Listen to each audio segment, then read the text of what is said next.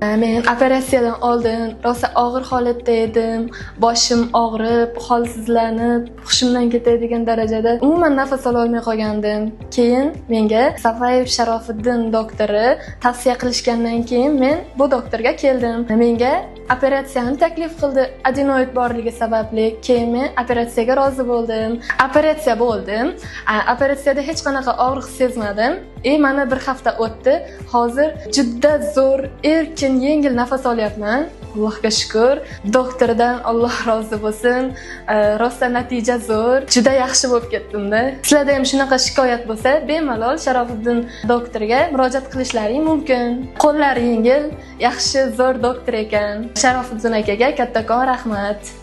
Hurmatli obunachilar, bizda 19 yoshli bemorimiz bir hafta oldin murojaat qilib kelgandilar.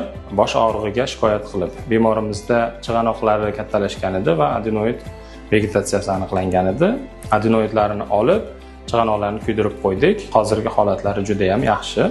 Agar sizlarda ham bosh og'rig'i bezovta qilsa, albatta lor shifokoriga ko'rinib, burundan nafas olishni tekshirtirib qo'yinglar.